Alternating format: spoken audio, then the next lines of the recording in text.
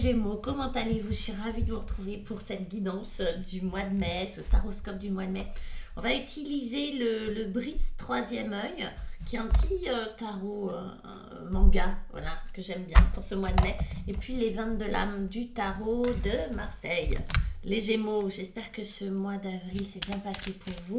On va regarder un petit peu ce qui vous attend pour ce mois de mai. Et pendant que je fais le tirage pour vous, les Gémeaux, je vous rappelle que si vous voulez me consulter, c'est tout à fait possible. Vous avez mon email en dessous, vous avez les réseaux sociaux sur lesquels je suis, vous pouvez vous abonner et puis me communiquer, me joindre. Et vous avez aussi mon site. Je propose en général des consultations d'1 heure ou de 30 minutes en fonction de vos besoins, en fait, si vous souhaitez une consultation complète ou vous voulez tout voir, ou si vous préférez avoir une consultation plus courte pour 1 ou 2 questions, voilà, parfois 3, on y arrive, ça dépend. Voilà, ça va être tout. Qu'est-ce qui se passe? Qu'est-ce qui se passe, les Gémeaux? On y va, on regarde. Je pars tout chousse, je prends même pas le temps de regarder vraiment ce qui se passe. On y va, comme ça je découvre avec vous. Je découvre avec vous qu'on a quand même ce 9 de bâton. Ce 9 de bâton, je vérifiais bien que c'était des bâtons. Oui, bon, c'était des bâtons. Ce 9 de bâton, regardez ce guerrier ou cette guerrière, c'est une guerrière, qui a des balafres un peu partout, des bobos un peu partout, mais qui a récupéré les armes de ces différents combats et qui a une tripotée de bâtons au-dessus d'elle, avec elle. Ça veut nous dire quoi? Ça veut nous dire que vous avez passé un cycle, vous êtes au bout d'un cycle où vous avez dépensé beaucoup d'énergie pour quelque chose. Vous vous êtes battu. Alors, avec le mot battu, on va aller voir, hein, peut-être que c'est vraiment ça. Peut-être que c'est juste que vous avez dépensé beaucoup d'énergie et que vous êtes un peu fatigué, les gars. Que vous êtes un petit peu épuisé, que vous avez pas mal de bobos et de cicatrices, vous avez peut-être mal au dos, vous avez peut-être mal un peu partout.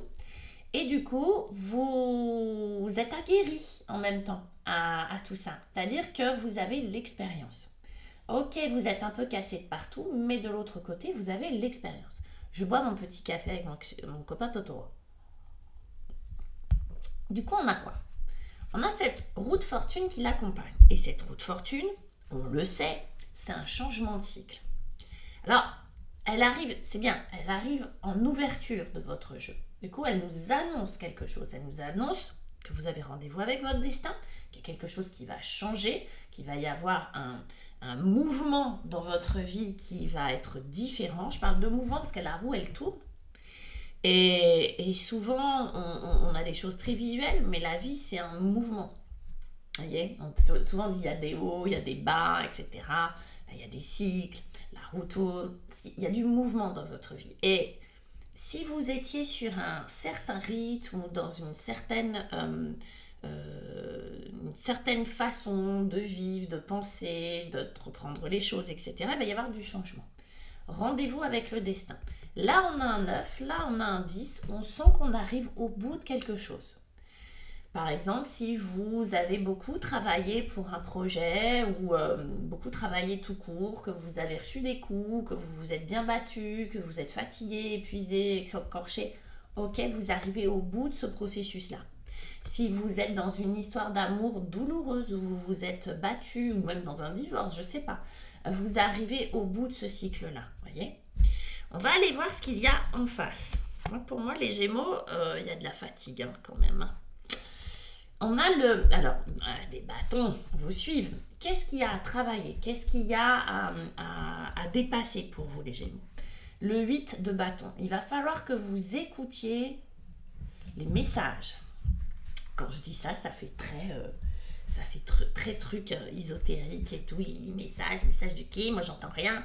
Ouais, les messages qui vont vous arriver rapidement de manière fulgurante. Là, pour moi, avec ce 8 de bâton, on n'oublie pas que le bâton, oui, c'est de l'énergie, oui, c'est de l'instinct, oui, c'est de l'instinctif, ok, d'accord? Donc là, les 8 de bâton, on parle de rapidité, de messages rapides. Ça peut être quoi? Ça peut être des messages que vous recevez de vous, de manière très inconsciente, là, il y a de la fatigue, vous êtes, comment on va dire, vous êtes sur la défensive, ok? Vous avez appris à vous battre, mais vous avez surtout appris aussi à vous défendre, vous êtes sur la défensive. Ça peut interférer avec des messages plus profonds que vous pourriez avoir à l'intérieur.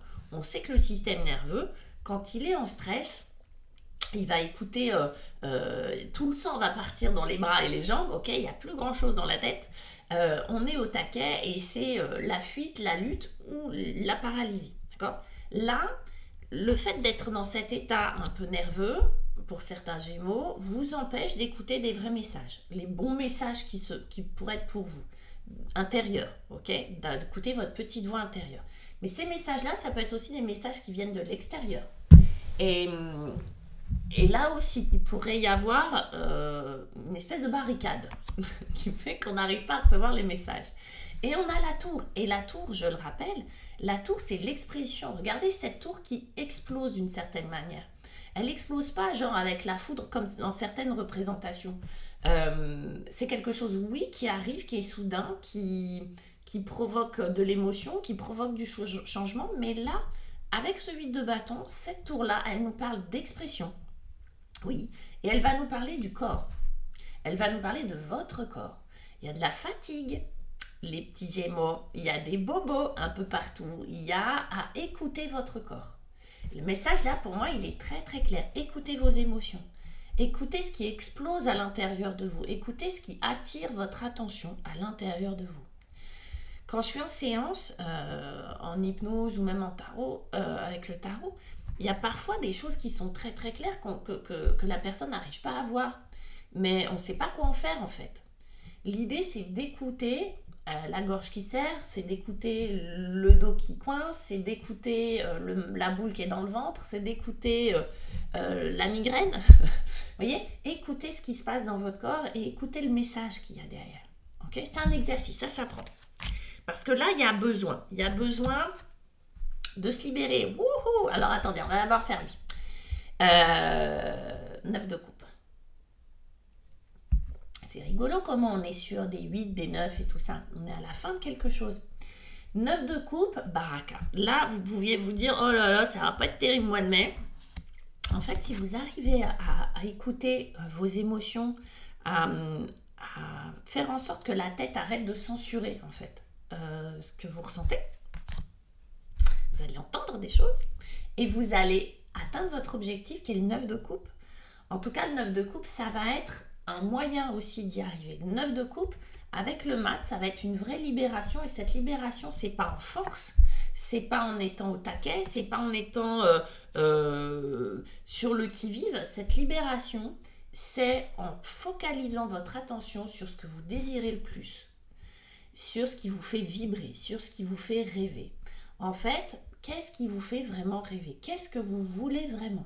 C'est comme si les Gémeaux, vous n'aviez pas trop eu le temps de vous préoccuper de ce que vous désiriez, de ce que vous vouliez pour vous, mais que vous étiez plutôt à éteindre des feux.